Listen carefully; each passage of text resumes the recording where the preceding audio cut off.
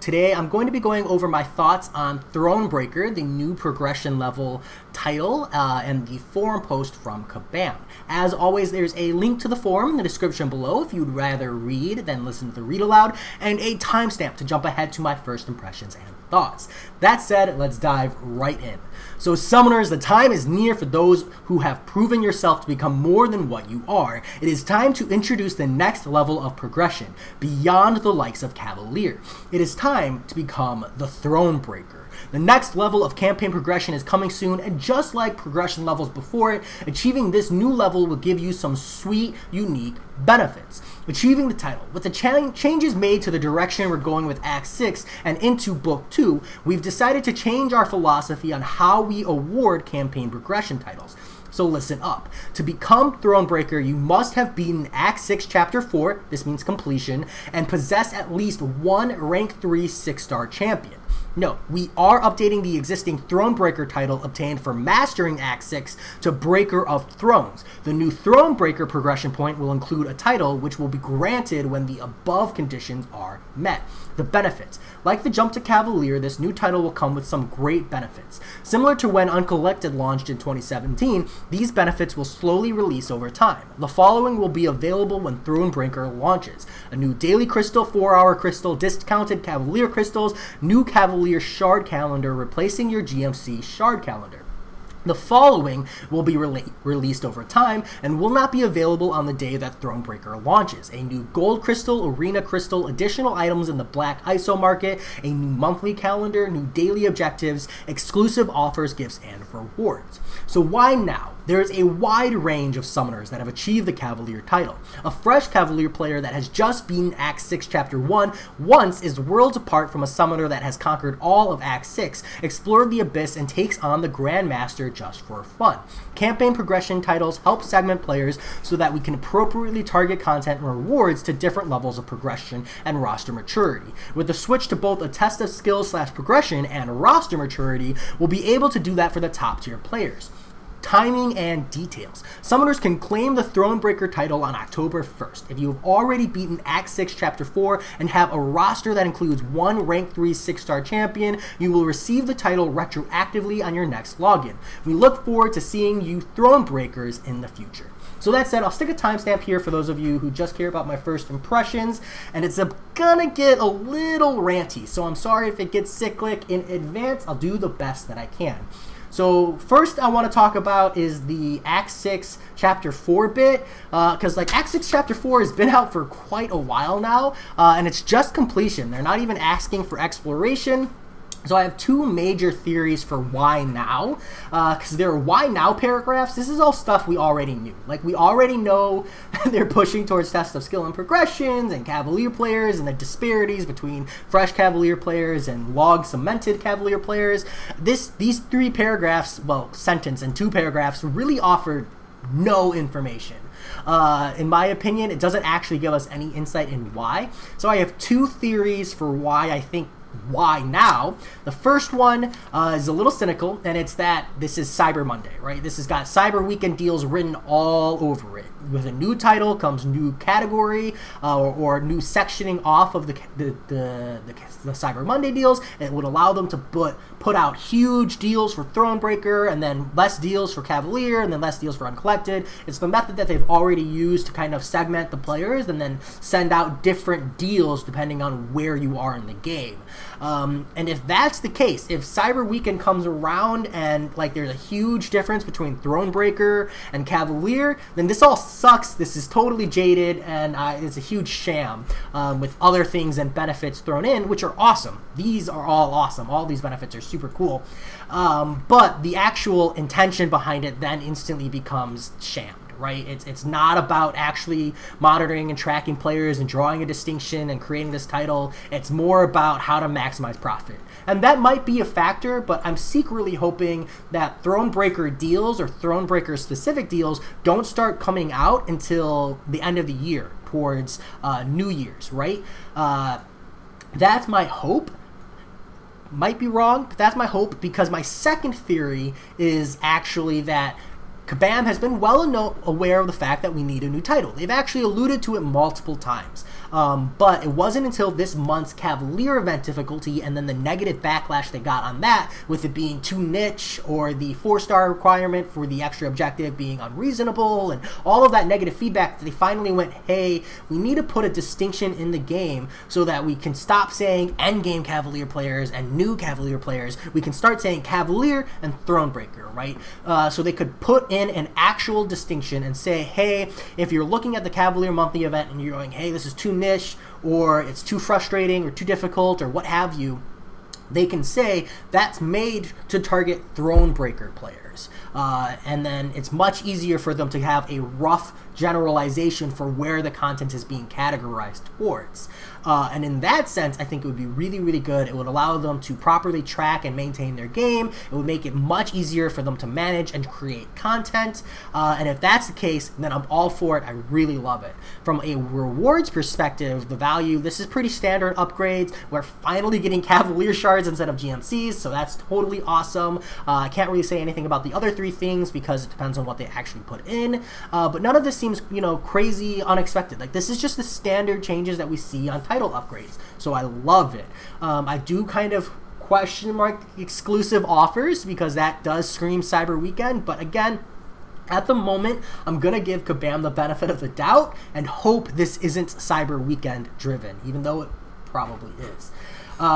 Second part here is the rank 3 6-star champions. So I'm going to say right off the bat that I don't think this is the best approach to differentiating between, you know, well-developed Cavalier players and fresh minted Cavalier players. I think that prestige exists in the game, and that could have been a really good metric. Like, use 10,000 prestige as the metric, because then it would be based off of certain rank 5 stars or rank 2 6 stars being sigged up, and a rank 3 6-star would actually help benefit that prestige push. And then you could give a title like 10,000 steps, you know, or something like that, right? Or like 10K and a dream, some kind of lofty title, and then have that be attached to it, and then use that as a metric to measure different player levels. It could even be higher than 10,000, but that's just like the initial point where I guesstimated.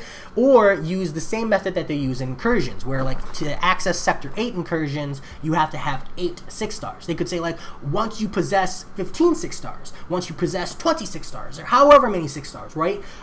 Then you also do Act 6 Chapter 4 completion, and now you can access Thronebreaker. And it's something that they're already tracking in the game, so I don't think it would be much harder for them to be like, oh, you have to have 26 stars and do Act 6 Chapter 4, and it kind of removes this RNG element. Because what I hear and see as the complaints about the rank 3 6-star champion bit is the RNG element to it, which a lot of people don't have RNG, but a lot of people will. And that kind of divide is what draws, and I think pulls, any kind of negativity towards this. So before I go into the actual rank 3 6-star champion and defending why I think that's actually reasonable, the first thing is understand that this has a lot of potential for longevity. And so what I mean by that is that they could have said Act 6 Chapter 4 completion and Abyss of Legends completions. But now there's this huge pool of players who are maybe progressing and pushing through 6 months from now or 2 years from now, and they haven't pulled Aegon yet, right? Like, they've done Act 6 Chapter 4, they have 2 rank 3 6-stars, because rank 3 6-stars are a more commonplace champion to have. They just don't have Aegon, and they're like, I don't want to do Abyss until I get Aegon.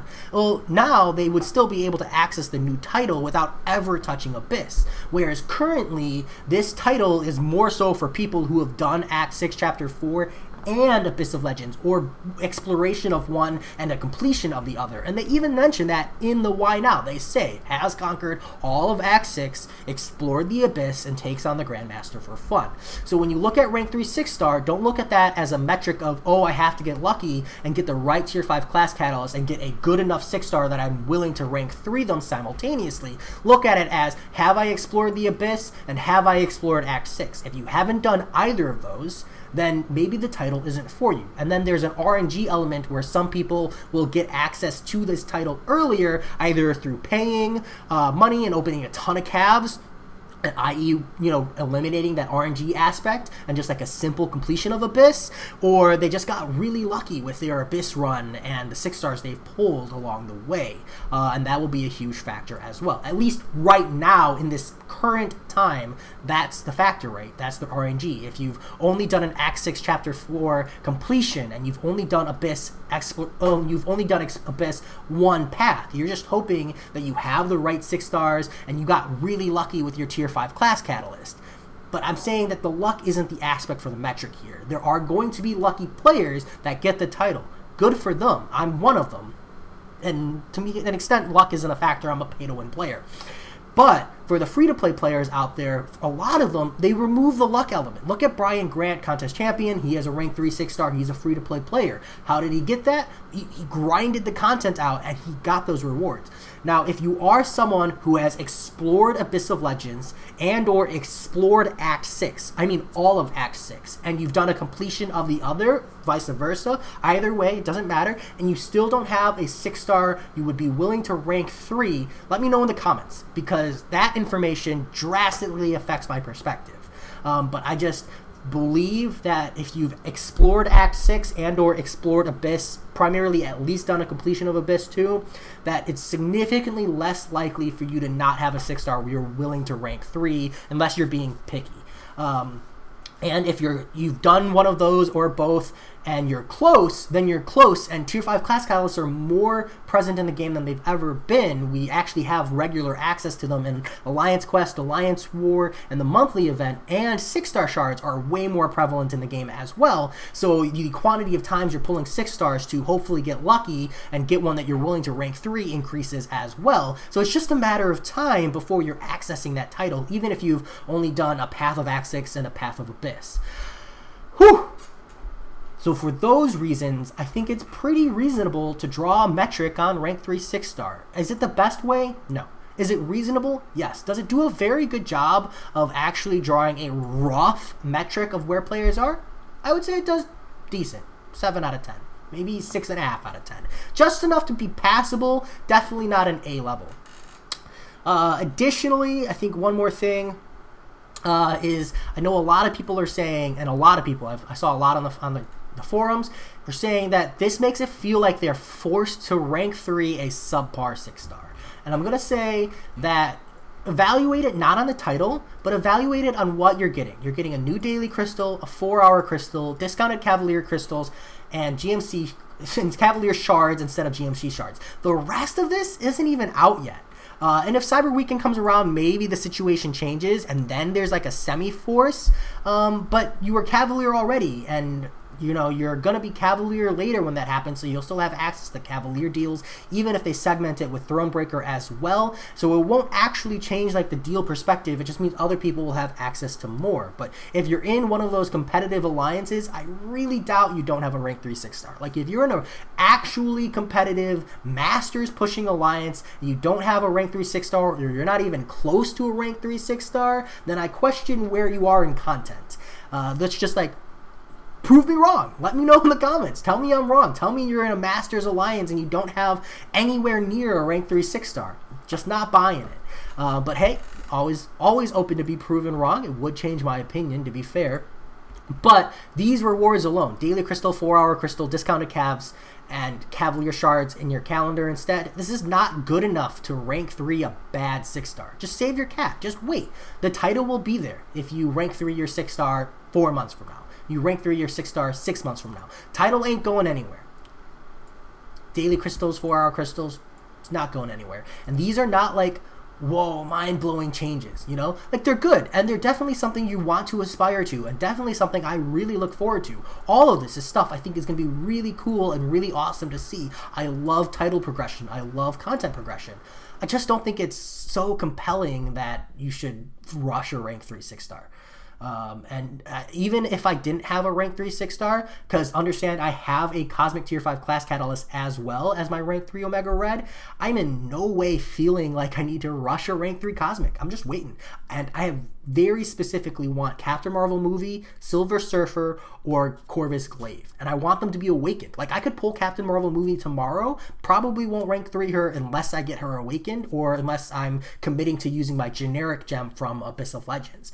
That's just how I am. And even if I didn't have a rank 3 and this title was coming out, I would just wait. I would wait for the optimal use of my resources, because these are things I can get in the future but don't have to force now. And it's just a different perspective. That's how I feel about it. But if you feel differently, let me know. Share with me your thoughts, and if you feel frustrated by this, let me know, and maybe I can try and convince you otherwise, or maybe we just agree to disagree. But as always, I hope you enjoyed, and I'll talk to you all later. Peace.